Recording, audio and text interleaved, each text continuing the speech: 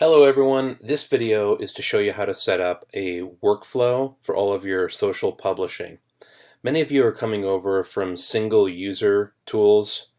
Maybe those tools don't allow you to have a workflow, so you've used other techniques and you've gotten used to those. Like one of the things I'm seeing is users are coming over and using the save as draft feature to save a post as a draft. Then their boss will go in and have a look at that draft, and then they'll move it over and post that as a queue.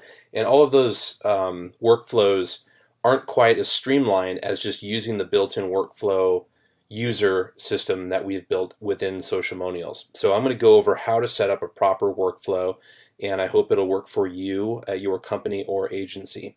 So to get to this area, first thing you want to do is go to the drop-down box at the top right and select Manage Users. Click the Add New at the top right to add a user. In the main area, you're going to see any existing users you have.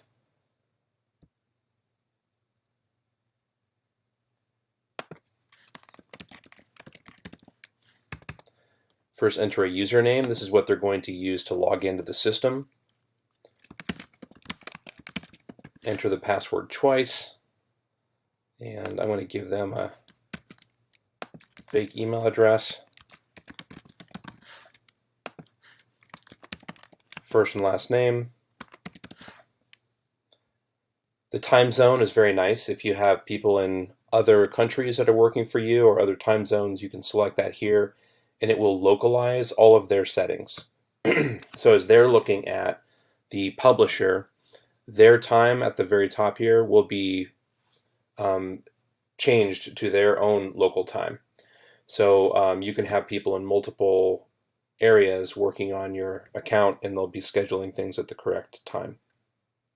Be sure to check this if they have daylight savings time where they're located. Date format, this is where you would select whatever is local to them. And permissions. So what this allows you to do is disable entire sections of the website that you do not want them to have access to. And it's important to note that only administrators can manage user accounts. And I'll show you how to set up an admin user versus a non-admin user in just a minute. The account owner, which is the account login information you use when you first purchase the software, it doesn't matter if you're an admin or not, that login can always access the user settings. So let's go through the permissions here. At the very top left, you're going to notice that there are all these different menu items here on the left. These menu items will disappear based on the permissions you set for this particular user. So you can have it so when this user logs in, the only thing they see is publishing to social media. So if you hire somebody for the specific purpose of publishing to social media, and that's all they do for your account, you might want to just give them publish permissions and maybe the access reports permissions so they can see how their posts are doing. Another scenario I see quite a bit is you'll have an agency who wants to give a real-time dashboard to their clients. So what you can do in that situation is create a user for that client, but only give them access to the reports and maybe access to the calendar. If you want them to be able to approve the posts that you are publishing, then you would also want to give them permission here. But as you can see, you could really dial in exactly what they have access to.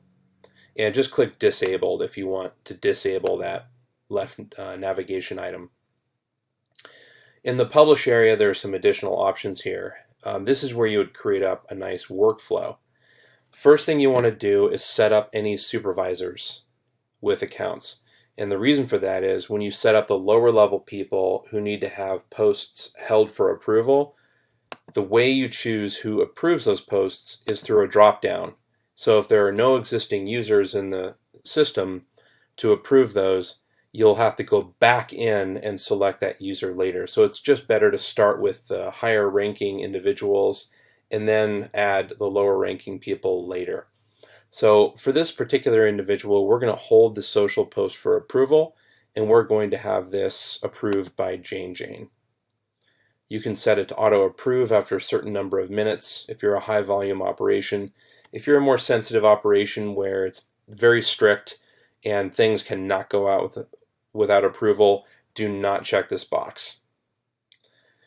Down here, this is a newer feature we've added. This user can only view their own posts in these folders. And what this does is, if you have several different people in your company and some of them just don't have the authority to view what other users are doing, then you can restrict their view.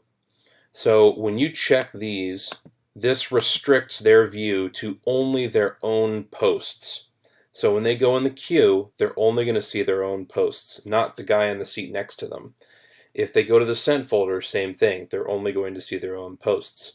But maybe in the drafts, you want them to be able to see everybody's posts because that's the way you work at your company. So anyway, you can just set this up exactly the way you want for this user. And down here in permitted accounts, this is a really nice feature. This allows you to restrict which accounts, which profiles each user has access to. So if you have two separate people publishing, one is publishing for the more sensitive accounts, and the other one is publishing for less sensitive accounts, or maybe you have it split up by region. This is where you can only give certain region accounts to certain users.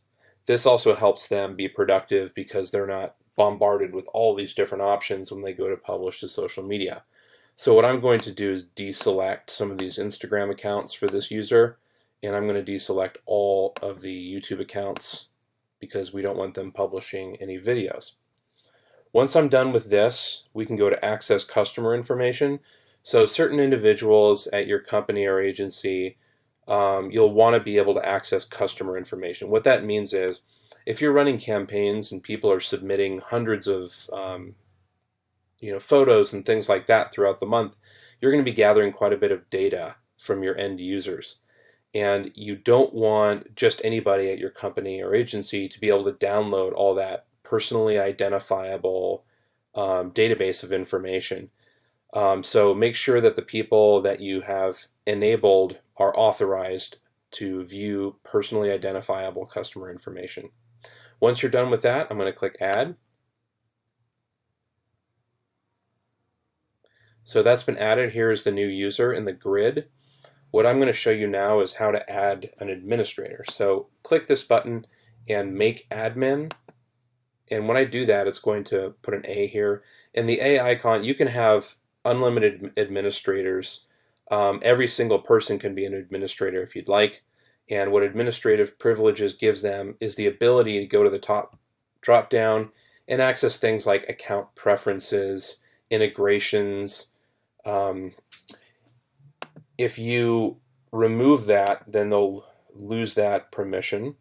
And you remove that by going to make admin again and clicking that, and it will remove it. The other one is moderator. You'll notice that this test user has an M. There's only one moderator per account. So when I make moderator, what this will do is allow this person to approve user-generated content as it comes into the system. So if you run a photo contest and people are submitting photos and you're holding those for approval, the system is going to send an email to the moderator and say, hey, here's a new photo, what would you like to do? And they'll be able to approve or delete it right there from their cell phone.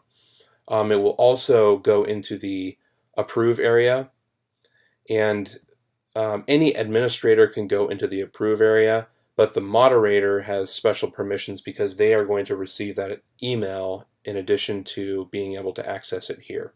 So it makes it a little more convenient for them to do the approval. That is it. If you have any questions, you can let us know.